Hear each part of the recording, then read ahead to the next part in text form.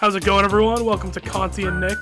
Ladies and gentlemen, welcome back. The first time they go offense, they take Jordan Love? They take Jordan Love! Listen, Matisse Thybulle will lock up CP3. Oh my god. Chris Paul. Oh my god. Chris Paul, baby. Right, Will? Nope, I totally disagree. Look. Conti and Nick hitting you harder than a Will Smith slap. Alright, I'm glad I let you do the intro. Thank you. We don't Amazing. need to say our names. You already know who we are. I'm Gino Conti. He's Will Nicholson. Of course. You just totally Always missed here. what the hell I said. Yeah, I did. I go. You know our names. We don't have to say who we are. I'm Gino Conti. He's Will Nicholson. We're gonna do it anyway. But anyway, so I'm putting you on the spot real quick before we go into our main topic of the day. Okay. Was this thing real or fake? Because it's the top of the talk of the town. Was this Will Smith thing real or fake or not? Oh, it's real. Oh, it's Do you real think in it's my real? opinion. Oh, yeah. So I think it's fake. Really? Yeah. I mean, there's no way this guy gets on stage, slaps Chris Rock dead in the face, okay, and then he goes, "Oh, get your hands, or keep my wife's name out the fucking mouth, blah, blah, blah, blah, blah." Okay, and then goes on stage for winning Best Actor and says, "Love makes you do crazy things." Yeah. There is no way that was just all a coincidence. I don't It was understand. staged. I don't understand. All right, so yeah, I'm. It's gotta be real. It has to be, in my opinion. Like, cause look, that stuff. Cause first of all, you see that Will Smith is laughing at the joke. His wife clearly isn't. Jada does not think, or Jada, whatever, does not think it's funny at all. And then Will Smith goes up there, he smacks, and then Chris Rock is like taken aback, and then he's like, "Oh, okay." And then dude, I love, by the way, if you rewatch it, there's a split second where Chris Rock thinks about absolutely tearing him to shreds. If you watch it back, no, he goes, "Ooh, I could." Ooh, he says that Chris Rock could have torn that man to shreds. He could have. Oh, they're so easy to. And let me tell you something. Will Smith is an adult He is. and got offended from a joke by a comedian. Yep. Like, come on. I got one little fight. My mom got scared. And let me tell you, for everyone who's like, good for Will Smith defending the honor of his wife. No. His wife is a town bicycle. They have an open relationship. That's what I was about to say. They have an open relationship. What honor does she have, or what honor does their relationship have? It's ridiculous. Will Smith, come on the podcast and defend yourself. Will Smith, please come on this podcast. I would love to have yourself. you on the podcast. It's insane. Like I wouldn't, but I mean, it would get clicks. So it would. Conti, last thing I want to talk about before we get into the basketball stuff. Have you seen this? What I have up on the screen right now? The Incredible. What, Pixar's movies worst to best? What the hell is this? Pixar made a rating, or IGN, I guess. A tier list? They just made a list of the best Pixar movies from worst to best, and I'm gonna click through a couple right here, and you can just tell me how awful it goes. Cars 2 should be dead last. Cars 3 was a little bit better. Okay. Finding Dory, I actually didn't see. They have Cars at 19. That's they ridiculous. have the first Cars. Yeah, that's ridiculous. Oh, I'm gonna keep clicking through. It gets bad. Ratatouille was awesome. Nah, look. They have Up at 9. Where would you put Up? Because I Dude, liked it. Up's top 5. I liked Up a lot. Up's top Incredibles 2 at 14. Listen, it's bad. Incredibles 2 was slept on. You ready? No, ready for the real kicker? These are their top 5. Toy Story 3 was phenomenal. I don't have Inside Out. Gino, come on. No. Listen, I don't have a gripe with The Incredibles being number 1. I don't. Sure. Toy Story 3, very good movie. Okay, it has consideration. The original Toy Story. WALL-E, I don't think so. Cars should be top 10. Ratatouille should be top 10. Is Ratatouille top 10? Let me see. It's just missed. Okay, so I'm not gonna kill it. It just missed it, but I think Coco top 10 is a crime, and I didn't like Inside Out. I mean, I liked Inside Out, but no way it's top 5. Yeah. I mean, that's just trying to appeal to younger We'll audiences. go through Twitter real quick. It gets heated. Everything about this gets Twitter. heated. Everything gets heated. But it's hilarious. People are doing like and this has happened. If you're on Twitter, you know right now. Everyone is making their own. I'm not on Twitter. We know Gino's not on Twitter. Everyone's making their own list. I'm scrolling through. It's just getting roasted. I'm seeing tier list after tier list after tier list. And then someone getting punched in the face. Inside Out above Coco. And Ratatouille and Monsters Inc. Monsters Inc. was actually pretty good. That's one of my. I think that might honestly be my personal favorite. That's your number 1? I'm a big fan of that. Yeah. I did love Monsters Inc. I remember just watching Monsters Inc. with like my grandparents in like winter and getting cozy. Monsters Inc. is a good one. I mean, especially like that twist at the end. It has like all the build up and suspense, and then boom, just for the main antagonist to be. I also love the meme that came out of it. Like, I'll kidnap 1,000 children before I let this company die. I actually have never seen that, dude. So that it's a meme with the. And that is a joke you cannot say today. No, it's a meme with the OKC Thunder head coach. And it's like the Thunder getting all those first round picks. Oh, Billy Donovan or whatever? Oh, it's not Billy. It's not Billy Donovan anymore. He's the Bulls coach. I know. No, it's not him, but it's a picture of the GM after they made, like, they have however many draft picks. It's like, I'll kidnap 1,000 children before I let this company die. That's really funny. That's actually really funny. It is good. Speaking of basketball, that's what we're actually talking about today. Yeah, I mean, hey, that was actually kind of funny. I mean, so I think it's fake. You think it's real. I mean, I think definitely more details of that will come out as life goes on. But I mean, whatever. I mean, it might be too good to be true. Real quick before we move on to that, listen to Jim Carrey's interview on the whole thing. Fascinating stuff. Love Jim Carrey. I'm not gonna get into exactly what he said because I'm not. You know, my uncle was in a scene with Jim Carrey, right? I told you about that. I think you've told me about that. He was in a one-on-one scene with Jim Carrey. Yeah. Great. Apparently, he's the exact same. Like, the characters that he plays is just his personality. This is the guy. And that's the best. He's just the dude. He was like walking around, and my uncle was like, "Oh my, it's like not a character. Like, yeah, it's just who Jim Carrey is." This is real life. No, for real. But listen to Jim Carrey's interview on the matter. It's fascinating. I really encourage you, and it's very thought provoking. Yeah, I will say that, and stuff that makes you thought provoking, especially in today's society, is great. It is. So, I mean, what do you think? Existential. It is. I love it. Yeah. I mean, well, first of all, our Celtics got the first seed the other day. I couldn't believe it. Woo! I couldn't believe it. Let's go Celtics. No, it was what a crazy. turnaround, huh? It was. I mean, first of all, we'll admit when I was wrong. I was absolutely wrong about the Celtics. I was like, hey, we do this every year. We go on a little win streak and a little run and everything. We think everything turns around, but they have looked legitimate. The Jays finally figured it out. It looks like Rob Williams, who we're going to talk about a little bit later, whenever we do, has just been lethal defensively. I mean, talk about he has just inserted himself into the defensive player of the year argument. He's not going to win it. I mean, it's been a resurgence for this team. I will say, so listen, I'll be the first to say, I will admit I'm wrong. I was wrong. Yeah. Okay? For now. This is one of the best runs. Like, for now, dude, I was wrong. This was a historic run. Of course it is. They went what, like 28-4? Yeah, like that's absurd. Yeah, I mean, I think that's 28-4 or something very similar to that. Okay, it's something along that. I actually think it's my fault. Okay, I mean, I should have said that we should have talked about this white hot streak a little bit earlier. Yeah. Because I mean, it's been going on before since the All-Star break for months. Dude, I thought it was gonna collapse. I thought we were gonna go on like a 5-game losing streak because it happens. Gino, we said it. It happens every year. Like, oh, the Celtics go like 12-3 or something, and then it's like, oh, okay, then we lose 5 in a row. We figured it out, and then we lose 5 in a row, and then we're like in the 7-6 seed, and then we go on a win streak, and we end on like the 6th seed, and it's could they make a run? No, this was like a white hot streak, exactly like you said. Ran right, just dumpstered opponent, and it's not even like it was a good part of our schedule because we beat good teams. We beat Utah. Yep. We beat. Oh my god. We went. Didn't we go undefeated on that West Coast road trip? We did. Yeah. So we beat all those obviously West Coast the Lakers, teams. Clippers. Yeah. Did we beat the Suns? I forget. Yes, we beat the Suns, who are the number 1 seed in the West, and obviously we all know like how competitive that West division is. Yeah. So I mean, it's a division where LeBron James isn't even in the play-in tournament. I know. It's so I mean, wild. I mean, I hate LeBron, but I mean, no denying the man's talent. Yes. And no denying that ESPN is just recording and posting every game he has in his good stat line just because they're trying to keep him relevant. Yeah. So look at the playoff picture currently. Miami's in first. Bucks and Celtics are tied for second. It looks like. I think we're like half a game back from Milwaukee because we lost to Toronto. Yes. With 4 out of our 5 starters right now, out. Throw this on your TV while you're listening to Conti Nich. Right now, we are playing the Miami Heat. So I think this is for the 1 seed, right? This would be for the 1 seed. It would definitely have to be, or we have major implications towards it. Because we would be 48-29.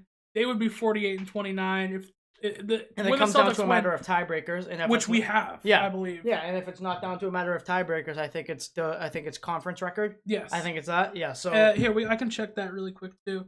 So if we win, we're better in the dude. Holy, so this is implication. A big win. Yeah. So in their conference, the Heat are 30-16. We're 30-17. Absolutely. This might be the biggest game of the year. It's one of them. It's got to be one of them. If it's not the best or the biggest, it's one of the biggest. Absolutely. Yeah. So Really quick here, Okay, go on your little rant for a sec. I'm gonna throw on the ESPN Celtics scoreboard, which you're allowed to do on YouTube. So for our listeners, you can see that. I'll throw that up on the screen. Okay, sounds good to me. So, actually, I was gonna go on a little bit of a rant if you didn't mind. Okay, Perfect. so I wanted to, because I've been getting a lot of lip service from lots of people, especially when I came out when we made the episode about wanting to trade Jason Tatum. Okay, the amount of people who go now, oh, you still want to trade Jason Tatum? Oh, you still want to trade JT?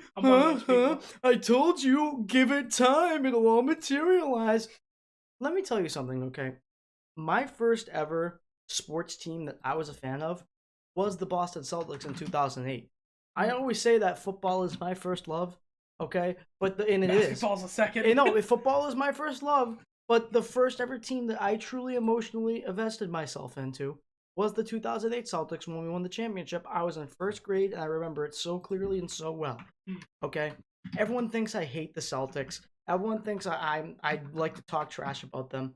I'm just not delusional, okay? Sure. I'm not delusional like a lot of people for a lot of years who said, give it time. Okay, people who were for a couple of years now, and I mean that, who were saying, give it time, oh, just wait, it'll happen. No, they didn't have this all greater power knowing that eventually it was going to materialize. No, they were right by chance. I always say, you can never, just to interrupt you real quick, I always say that as long as your take makes sense at the time, never take it back. Of course. Those people were right by chance. Yeah. The people who say, oh, just wait, JT and JB, they'll develop. No, I had high expectations because the bubble year, we gave Toronto more than a puncher's chance, which we shouldn't have. Okay, that series should not have gotten as close as it was. Okay, we were in that and we let them hang around. We were the superior team. Okay, and we let them hang around. And against Miami, we were the superior team against Miami, and we showed no effort. We made it to the Eastern Conference Finals because off of our pure talent alone, we were able to get there. Miami out-hustled us. There was no reason that shouldn't have been a Lakers and Celtics NBA Finals that year in the bubble. Yeah. Okay? So that is when I set my bar high. Okay? That's when I set my bar high. What happened the next year? Putrid. It's bad. Obviously, the roster a little bit has changed, and I'm obviously not going to sit here and deny that. Okay, like Schroeder, obviously we had him for a little bit. Grant Williams has finally developed, so the roster has changed. Derek White, but I mean, he's proven to be a liability from the 3-point line. Yeah. Okay, yeah. So what's going on? We have the same core, the same big three of JT, JB, and Smart. We have that. Last year was inexcusable. Yeah. Last year was inexcusable, so I had every right to say, oh, I think we should trade Tatum because we have a whole year of evidence saying that this is what's happening with this team. And then the first half of this season, it was the same. It was the same. Oh, I have every right to say what I was saying. Okay? I really do. And everyone, again, who's like, oh, but you want to trade Tatum, but you want to trade... Guess what?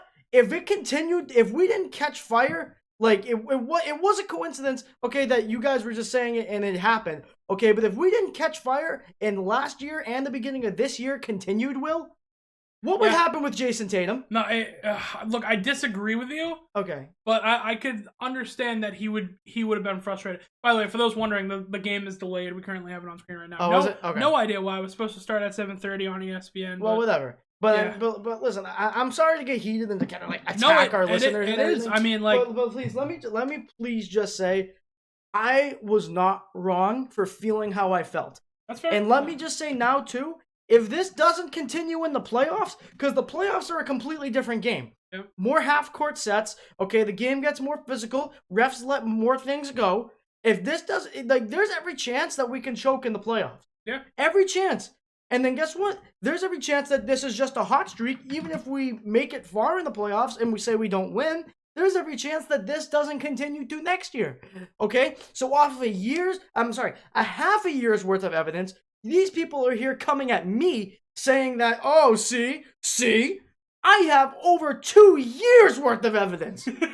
It's not okay. It is fair. I'm done with my rant. I'm sorry. So, the only thing that I disagree with you with is that the Celtics are going to, or that Jason Tatum's going to demand a trade. That's the one thing that I disagree with you. You can disagree, but in my opinion, with a guy who is from the LA area, who is fully admitted with everything that he was a Kobe fan, Kobe's his role model, and he always cheered at being the Lakers.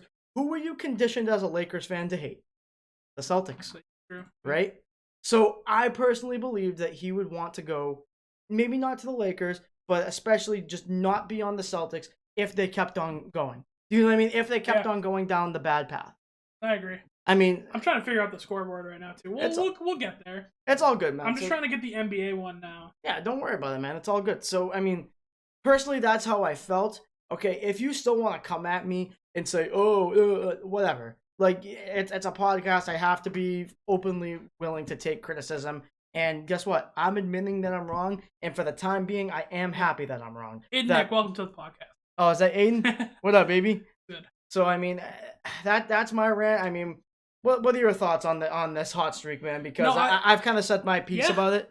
So, I mean. So, no, I agree that, yes, the people who said the Celtics were going to get hot, don't know why that message got deleted. The Celtics the people who said the Celtics were here, it is by luck. I agree.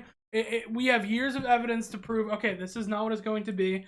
But I will say, development does happen, and this team did develop at the right time. They finally hit strong. Coach I finally figured it out.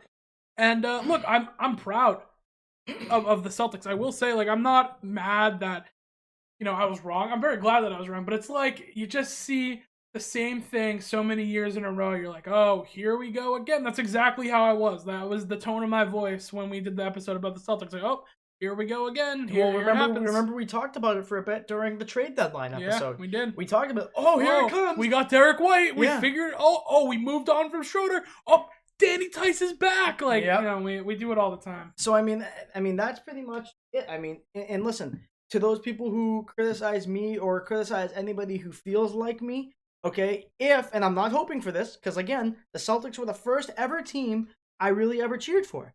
Okay, like, again, yes, and for people who don't know, I'm a Toronto Raptors fan.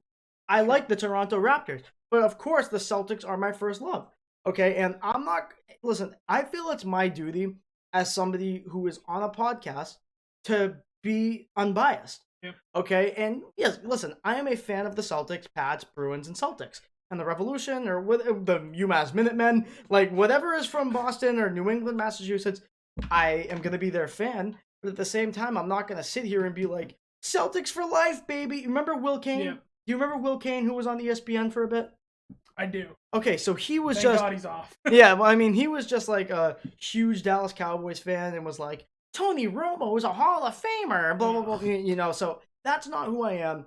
Okay, and again, I think it's our duty to try to put our bias aside for the most part. And if you listen to Felger and Maz, they say, oh, the green teamers are so annoying, blah, blah. This man is about to buy tires on TireRack.com. Tire Rack is the leading online retailer of tires in North America and a repository of advice and expert reviews. But I mean, get rid of it. We're trying to figure out the scoreboard. No, I do totally agree with you, though. I mean, it happens every single year. And you know what?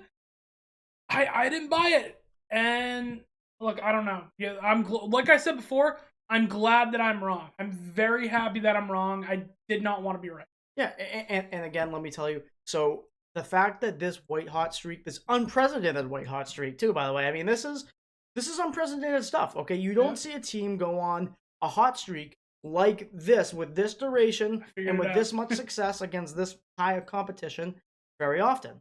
Okay, you don't really see it, so that's why this is something that's unique, and this is something that, something that is cause to be excited for. But at the same time, again, the game changes during the playoffs, and we're about to head into the playoffs with one of our most important defensive players not there for a little bit. Okay, so let's see if Al Horford, so we'll get into it now, we'll kind of transition. Yep. So we'll see if these players, especially Tyson Horford, can step up. Guys, I mean, there it is, hell yeah. I figured it out. Yeah, there it is. But I mean, so we'll see if they can figure it out, but there's still every chance that they don't. And there's still every chance that come next year, they do not figure it out as well. So, I mean, with that, Will, I mean, we'll talk about Rob Williams for a bit. The floor is yours. What do you think? Yeah, so I mean, Rob Williams. Unfortunately, everyone's seen it. Yeah. What was it? Torn meniscus, something Or like like a partial, like a ruptured meniscus. something like that. I think it. He's out 4 to 6 weeks. 4 to 6 weeks, and we got the report today that he's on the short end of that 4 to 6 weeks. So that's good. That's looking more like the 4 week. His time right now looks like it's going to be the second round, I believe. Mm-hmm. Second round is what it's going to look like. So the play-in's going to happen, and then the first round, we should wipe whoever's in the first round. And then I think game 2 of the second round is when he's going to be back. And look, it's sad, and we're going to be the title of this episode. As you see, it's not going to be good without Timelord. I mean, defensive anchor, see him go down, it's awful, right? I agree. So I mean, Danny Tice is going to have to step up. Shout out Jason Dan. I know he's looked forward to it. He's a huge Danny Tice fan. He is, but yeah, I mean, I'm just happy to watch the playoffs and get into all that. But Daniel Tice does, he's a good backup center, I guess. But this team hurts without Rob Williams. Absolutely, big time. And in the off season when we re-signed Rob Williams, okay, definitely he is as we see now a crucial part of this hot streak that we're going on. So essentially, he's just a crucial part of the team, which he is. Okay, and I'm not going to sit here and deny that. But the one thing that I had about it was his injury problem. Yeah. Okay, like in the past few years, we have seen that Robert Williams has that injury issue. And D-Lo, what up, baby? What's going on, man? How you doing? Living life? Well, I love to hear. We're talking about the Celtics. Okay, well, D-Lo just walked in the room. He never wants to be on our show anymore. He's a loser. So anyways, that's the one gripe that I have with that contract, and unfortunately, at the most crucial part in the season, it's rearing its ugly head. And that's not me saying I don't think we should have traded him away. Okay, that's not me saying I think that he doesn't deserve to be on the team or doesn't deserve the money. It's just an unfortunate reality. Because clearly Rob Williams gets injured. Yeah, because clearly when he's on the floor, he makes that impact. But I mean, the best ability is availability. That's why I think that last season, honestly, we should have packaged him and some picks for Vucevic. No, see, I disagree with that, because when you have a guy who literally became a defensive player of the year towards the end of the year, I mean, you keep that guy. When Rob Williams is on the floor, he's explosive. Defensively, you can see it. It comes up on the stat sheet. He was supposed to be a lottery pick. He was supposed to be. We got him in the second round, right? No, we got him late pick, first round? Pick 24th or 25th. Okay, so late first round. But yeah, I mean, you can't just trade a defensive anchor because he's injury prone, right? Rob Williams is still young. It's not like he's not going to recover from this. But like I said, it's the short end of this 4 to 6 weeks. He's going to come back, and honestly, I still think the Celtics team can contend. I'm not going to lie. From what I've seen, I think we could be a contender. We could make it out of the East. It's possible. It is possible. I mean, if we didn't, have these injury problems with Rob, I'd like our chances way more. But I still think we're up there. I still think we can compete. And yeah, I mean, I'm just like I don't get the Rob trade. Rob, I do, but I don't, because he's a defensive player of the year candidate. But I don't know. Who knows? So here's again. This isn't me wanting to trade him because I think he sucked.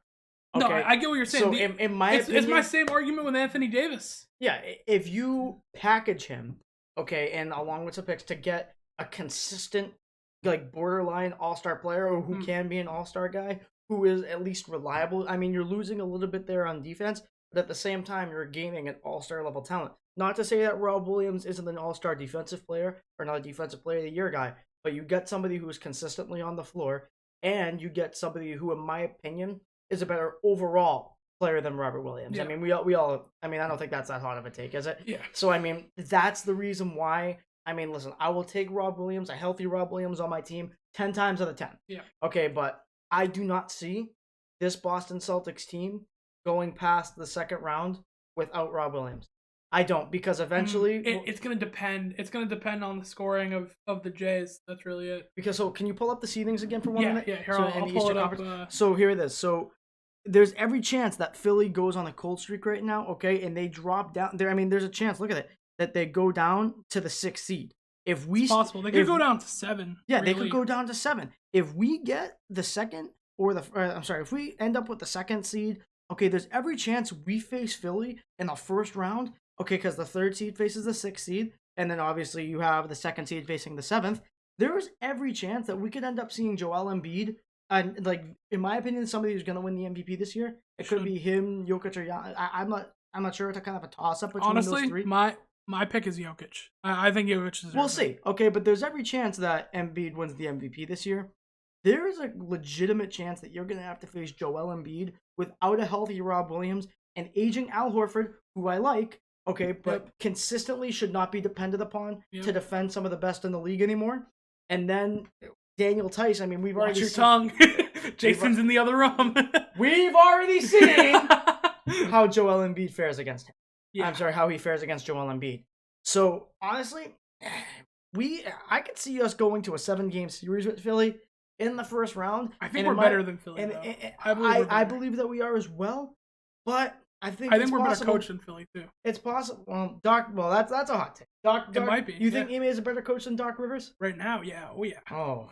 Right now, yeah. That's a champion. Yeah, it's a champion, but also Doc chokes in the playoffs a lot. That's a man. Doc's not a playoff coach. That's a man who's been hot for half a season. You're taking over a champion. Yeah, right now, yeah. Oh baby, from what I've seen from Ime, yeah, that's disrespectful. Dude, all right. First of all, let me see how Ime Udoka does in the playoffs. But for right now, yeah. I mean, Doc is horrible in the playoffs. He's awful.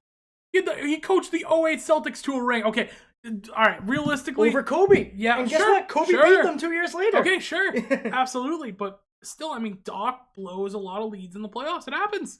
It's happened on multiple occasions. I'm not denying that. Okay. But we don't even know if Ime Udoka is going to win a game in the playoffs. Sure. One has a ring, and one made it to the finals again, okay, with an injured Kendrick Perkins. Still fought that Lakers team hard in 2010. I like the way the Celtics team plays better than the way the Sixers play, which translates to coaching. For half a year. Yeah. For half a year. And they didn't take Ben Simmons' bullshit, too, and they traded him. And listen, I'm not a James Harden supporter, but I vouch for the guy. I vouch for James Harden. Yeah. You know, I think Doc's an alright coach. I mean, but in the playoffs, if he doesn't have ultra talented players, even when he does, it's hard. We saw it with Kawhi and PG. And... Well, look at what he did with the Clippers before they got Kawhi Leonard. That right there indicates to me that and he's those a are good Doc's teams. Those are the teams that Doc's they were led by Lou Will, Shai Gilgeous, and that is how good of a coach Doc Rivers is to fight those teams hard. Sure. So the 1 seeds, the 2 seeds. Yeah. That is Doc Rivers. Exactly. Come on, that's disrespectful. Hey, fine. I'll buy my words on that. But I think Ime is a good coach. I think he's really come through from the rough start. He never lost his composure. I think he's done very well. He's kept everyone focused even when they were the 11th seed. Yeah, Doc Rivers has never lost his ring from 2008. Okay, whatever. Doc, you're not gonna prove me wrong. But if you do, I'll eat my words. Speaking of teams who are could really give the 1 seeds a challenge, Brooklyn's number 8. There's a chance that Brooklyn's number 8. There's a chance. I can't believe it, but I mean, Brooklyn's had some turmoil. There's no way that Charlotte or Atlanta. This is why I think the play-in is stupid. Charlotte and Atlanta are not going to contend. Not going to happen. They're just not good teams. That's why I hate the plan. Yeah, they're not better than Cleveland, and they're not better than Brooklyn. Cut it off. Yes. Can I say real quick? So we've talked about the play-in multiple times, okay? Yes. So I will say that the Atlanta Hawks and the Charlotte Hornets who are the 10 and 9 seed respectively. They have winning records. Okay, sure. But 39 and 37. Okay, they're teetering on 500.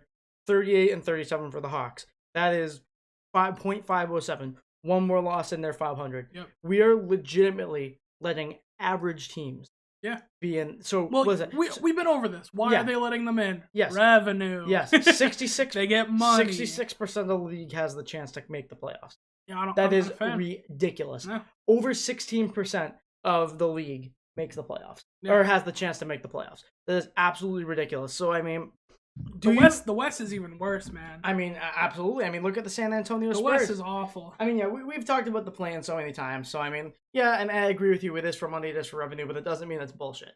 Okay, we're so ready for this. Yeah. The 8th seed in the West, the Clippers, 37 and 39. The 9 seed 32 and 43, and the 10 seed 31 and 44. So you're telling me a 31 and 44 team is a playoff team? A chance. That's awesome. So by chance, again, like I'll use that phrase again. By chance, the San Antonio Spurs going 31-44. 13 games under 500, and I love the Spurs, so this pains me. Yeah. Okay. 13 games under 500, they have the chance to upset a team and make it to the playoffs. Oh. We are rewarding that? That's what we're rewarding? We're rewarding less than mediocrity? We're rewarding not good teams? Not even that. I mean, think about the players who are getting ready to play in the playoffs. Like, if you're like a 7 seed, you've been battling this whole time, and we argue this all the time. The NFL argued it for the extra game. Why are we having players play unnecessary games? They're not going to win. I can name all of these play-in teams right now. None of them are going to win. New Orleans, not a shot. Zion's done for the entire year. Not a singular shot. And let me tell you, that pick of Zion Williamson over It's John not Morant, looking good. It's not looking It's good. not looking good. Not looking good. I will say, when Zion's on the floor, he's phenomenal. I want to see him hooping again. I'm not going to claim to be one of those people because I reserve my judgment in the draft. You usually know how I am, where I'm like, let's wait and see. Yeah. Okay, but there were a select few groups of people who were saying John Morant is the best player and is going to be the best player out of this draft. Kudos to them. Yeah, kudos to them because they you were could see the talent right. with Ja. But I mean, absolutely. We didn't know Murray State he was raw, but I have always liked Ja. I didn't think he was going to be this good, this quick. Absolutely, this quick. I completely it's been insane. Okay, so the Pelicans, no shot that they're beating the Timberwolves first of all, and then the Clippers. I mean, I don't know, probably not. Like realistic. No, PG's back actually. Yeah, no shot.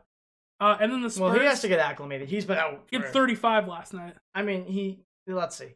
He needs to get acclimated. His first game back, he had like 34, 35, you know. I think he needs to get acclimated. Sure. Because he got to get his basketball legs on. My point still stands. None of these teams have a shot of beating these 7 and 8 seeds. That's why I'm so confused.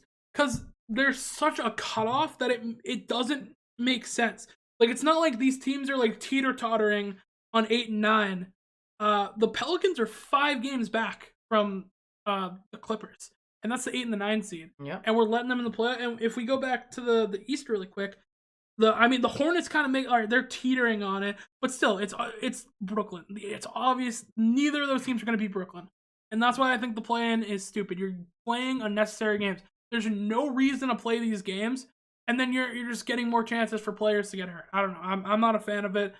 We both agreed it was good for the COVID year. The COVID year was weird. That's it. You know, I don't like this. If there's going to be a time to try something, do it when the world shuts down and they don't give a shit. Exactly. Okay, like that's it. And it was good. I liked watching the play-in. Yes, for a year. Yeah, for it was a year, good. It was cool. Okay, it was good TV, something to keep us entertained while we were all miserable and like all quarantined or whatever. Exactly. You know, it was fine when it was miserable. It was a great idea at the time too. It's like, okay, we don't really know where these teams are at with not playing basketball for like what 5 months or whatever it was. Yeah, like 5-6 months. So we don't know where they're at. Okay, you know, teams that were on runs have now not played in fun. Okay. I think they let the 11 seed in back then, right? Am I wrong? I don't think so. I So think it was always just 9 and 10. It was always 9 and 10. All right. Yeah. So it was okay.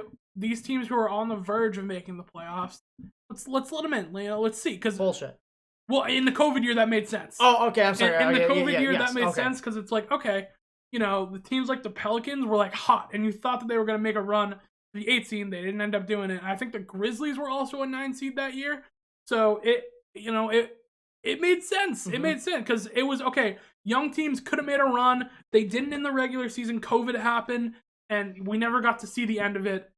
Let's see if they can make it now. It made sense. Now it's just it's a revenue. It's a money grab, and I'm not a fan. I mean, we've since the first year of the plan, besides the COVID year, me and you have both said this should not be in the league. It just shouldn't. And you know, so there's a list. So if you want to think as a, not to say that I am one, except our fantasy football league. Okay, in my opinion, I'm the opinion of if you're gonna think of new things for the league, you kind of have to think in the way. Obviously, yes, money is the huge factor. And money is always going to be like it's always going to be the number one. Profit. Like not for the fans, okay, not for the player safety or not for the player, happiness or whatever. It's money always going to be about money. Okay, so if you look at it, it should be what is a great idea and something that should be put forth for years to come and for the foreseeable future. There should be things with unforeseen circumstances. So you make a rule for 1 year, which is what the play-in should have been, and then things that are just okay, absolutely awful. that was something that should have only lasted for 1 year. And the fact that it continues, D'Lo is back from his shower. Okay, the fact that that it persists now, it rewards mediocrity. Okay, it rewards it rewards teams who don't win on a regular basis. Yeah. And they could possibly make the playoffs. It doesn't matter that they'll get crushed in the first round. It doesn't matter. The fact that they allow it is a problem. Yep. So, kind of tying this all back into the Celtics, I mean, I have a Thank feeling... God we dodged the play-in. I was so scared of it earlier in the year. I thought we were going to be in it. But still, there's every chance, Will, that we end up facing the 76ers in the first round. Yeah. And with the way Embiid's playing now, I'm not going to say I don't like our chances, but I don't like our chances of making it kind of like an easy first round, like usually a 1 versus 8 or a 2 versus 7 usually is. Especially if we have to face Embiid without Timelord. It's so weird right now. It's hard to project what the playoffs are going to be because it's literally 1 through 4 is so hard. And then 5 and 6 are close. And then 7, and then it's kind of a drop off from there. But it's hard. So, okay, let's see. If the Celtics win tonight, they go from 3-1. And I believe Milwaukee goes to, look at the conference. Milwaukee will go down to 3, which is weird, right? Yeah. So it'll go 1 Boston, 2 Miami, 3 Milwaukee, and then the Sixers might drop down to 5. If 5. There's a chance they go down to 6 or 7. Yeah. So hold on. Does Philly play tonight? Cannot see. I don't think so. No. They don't. So Philly doesn't play. I'm going through the scoreboard real quick. See who else plays tonight. Any other big Eastern contender? It doesn't look like it. So far, you look on the scoreboard too, 22-22. Yeah, tied up. So the Sixers play Detroit tomorrow, which isn't an easy win. They've looked good these past couple of games. It's still Cade Cunningham. We talked about it before the show. Sadiq Bey has been good. One of the most random 50-point games. I love it. Ever. Shout out Big Jake. He called Sadiq Bey being good before anyone did. Okay, I didn't actually think of it. I agreed with him. Okay, but he was the originator. Jake Coleflesh was the originator of the Sadiq Bey hype train. I'm glad I jumped on it when I did too. So it's paying dividends. I'm looking more. It's very possible that the standings everyone could move in the next couple of games. So just to look ahead, they like I said, Philly plays Detroit tomorrow, as well as Cleveland plays Atlanta, which I think Cleveland wins. But the real kicker is Milwaukee plays Brooklyn, which I don't think is an easy win for any team. For any team, especially with Kyrie being back now. I think they're still a very big powerhouse. And then you have the Bulls who play the Clippers. I mean, look at this thing. That could shake up so much. It could. And then I believe someone's on a back-to-back here. They gotta be. Maybe not. Yeah, so Clippers, Milwaukee's right? You said the Clippers and Milwaukee. Yeah. And Milwaukee's on a back-to-back. Yeah, it's tough. And the Lakers play the Pelicans on Friday, by the way. Which no win or no game is a guaranteed win for the Lakers. Yep. They're out of the play-in right now. Right now, yeah. They're out of the play-in. And I mean, I'm so glad that we made that collapse of the Lakers video. Yeah. Because it's coming to fruition. It really is. Okay, so anyone who wants to say LeBron James is still the GOAT, okay? Michael Jordan was still winning at his age, okay? LeBron James, by no means, any time at all, is ever going to be the GOAT. Ever. I disagree. I think by the time it's all said and done, that LeBron's numbers will be so overwhelming that we're going to have to call him the greatest of all time. And there is a saying, I've been looking into this a little bit more recently. There's a flame that burns bright for a short amount of time, and there's a flame that burns a little less bright, but it burns for longer. And then when you think about Jordan and LeBron, kind of like that. Jordan only played 13 years in the NBA, but it was a bright flame. Brightest flame ever. He averaged 20 in his 40s. Yeah. Michael Jordan He's averaged 20 points per game. He's the greatest player of all time right now. He's had the brightest flame out of any single team single player. Being a leader is a part of being the GOAT. Sure. And I think LeBron's a good leader. is a shitty leader. No, Gino. He is a shitty leader. He carried all right. Right now. I'm not talking about how he performed on the court. Okay. I'm talking about his demeanor. I'm talking about his demeanor as a leader. Who wants to play with him? No one. A lot of dudes want No to play one LeBron. wants to play with LeBron James. Recently, no. Recently, I'll say no because your job's not secure. Back in Miami, everyone wanted to play for those teams. Yeah, I want to know why. In Cleveland, everyone wanted to play for those teams. Because he shut up and played basketball because Pat Riley told him, "Screw, you're not gonna be dictating who's on my team." Pat Riley was the alpha on that team.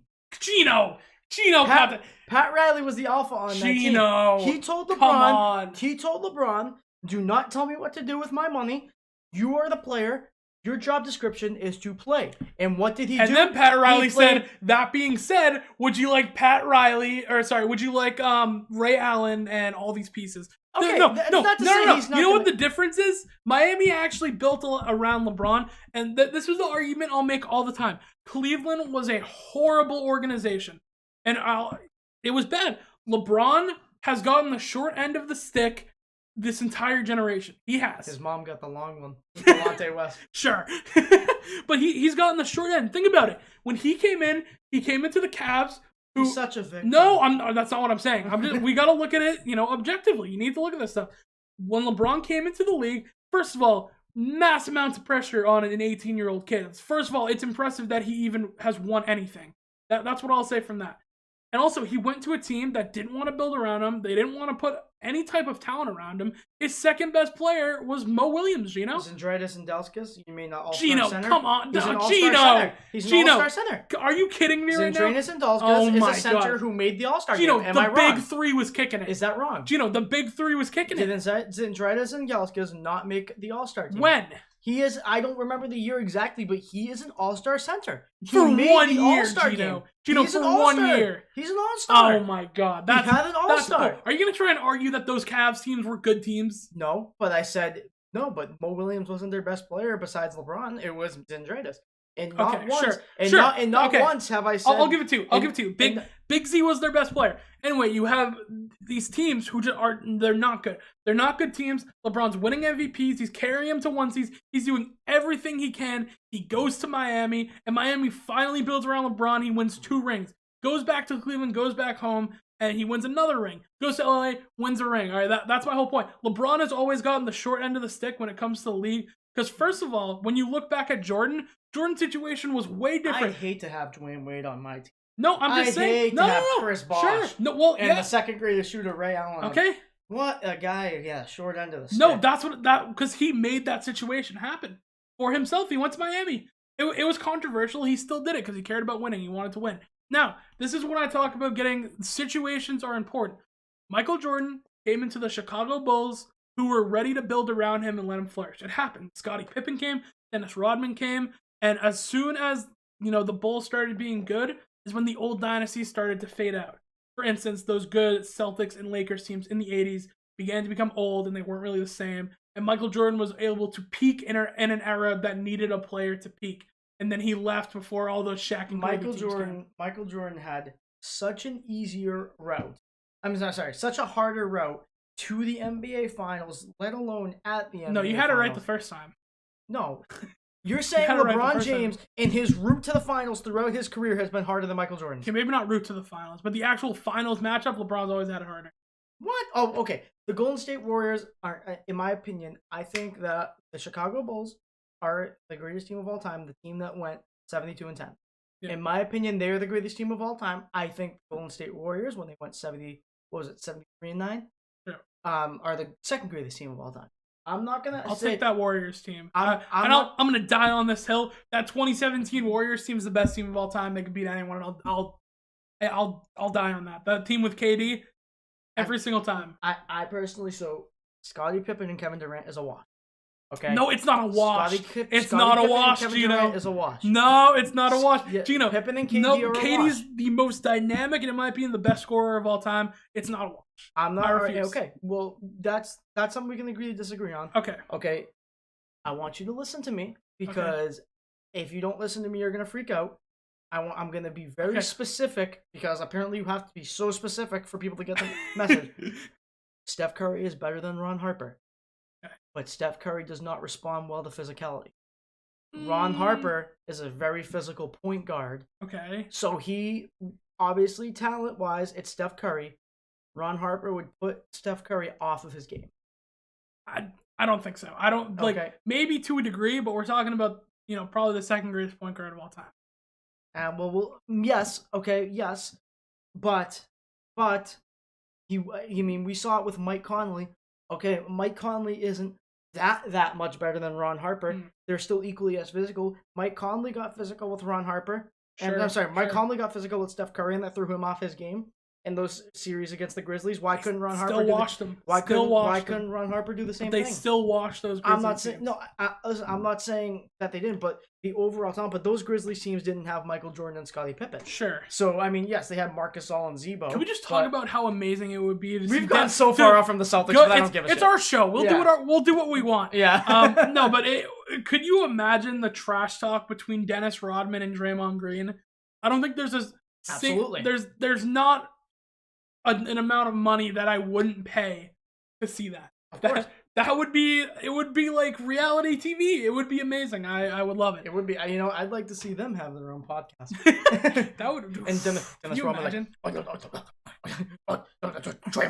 Draymond is very good at basketball.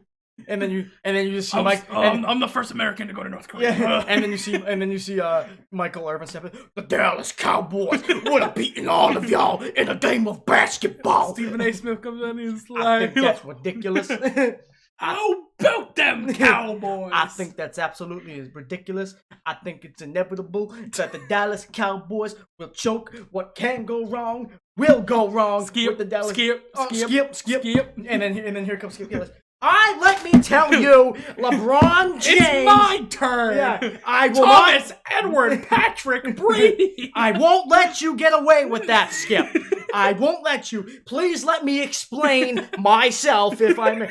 And then you got don't cancel me. Then you got John Gruden. This guy's so good at being bad, it's unbelievable. It's unbelievable. Let me tell you what, man. This guy, Michael Jordan's got game-changing dunking ability. Todd, to think that the Bulls would beat the Warriors is absolutely ridiculous, Todd. The Warriors have some of the best scorers of all time. Well, Todd, let me tell you something. Coming out of the SEC, I think this guy right here, LeBron James, has all the intangibles that you want. I think he has the physical on the court thing along to go with the intangibles. I think, in my opinion, Todd, this guy deserves to be a top 10 pick. Todd, he built the school, Todd, he built the I Promise school. Todd. Oh, God, I love this show. Oh, God, I do too. The Dallas Cowboys. Can you imagine if we worked for an actual network? It would be mayhem. Of course it would be. It would be. Look at that. The Celtics are up by 4. Woo. Yeah, but can we even try and tie this back to the Celtics? I think we've talked a good amount about that. No, we have. Yeah. So pretty much, kind of to close it out as we wind down. Do you see the Celtics going far without Rob Williams? I do. Past the second round? I do. I think this team is. I think they're ready. I do. I have thought about this. I have, and it's hard to say previously because I was all, no, we need to do this. I was wrong. I thought we should have traded Jaylen Brown. I'll stand corrected on that. But what I'll say is this team, I think, is ready to win a championship, and they're ready to win it soon. And this year could be the year when Rob Williams comes back in the second round, which he's going to. We're probably going to be playing some version of either the 76ers or probably the Bulls or something like that. So we'll see. We don't know. Kind of my closing take, I would say, is with Jason Tatum and Jaylen Brown, we have a puncher's chance. Okay, sure. No matter what. Yeah, and I said that if we end up getting Philly, which is a possibility, in the first round, it'll be tough. Okay, we got to remember, Horford does play well on Embiid. He does. That can't be understated. But he's older. Sure. Okay, so but he was old. He was old back then. So I don't want to put the load too much on Horford or any more than we have to. Hopefully we play Philly in the second round. Yeah, and we'll see, and that's what worries me. So, like I said, we have a puncher's chance, but if it means anything, if I were to get in the boxing ring with Mike Tyson, I'd have a puncher's chance. Sure. So, I don't like our chances if we make it to the second round. I don't like our chances to advance any further within that without Rob Williams. But like I said, if we have JT and JB, we're gonna have a chance. It's always a possibility. So it is a possibility, but I think that Rob Williams has emerged as a crucial part to this team and will continue to prove that as the season goes along. And he will be sorely missed. And as the title goes, a life without Rob Williams we don't have Rob It's gonna Williams. be tough. We don't have Rob Williams, but if there was one guy we truly couldn't have a life without, if there was one man who was the true holy messiah of this planet Earth, this godforsaken planet, I think I know who you're talking about. I do too. John Bro! Peace, ladies and gentlemen.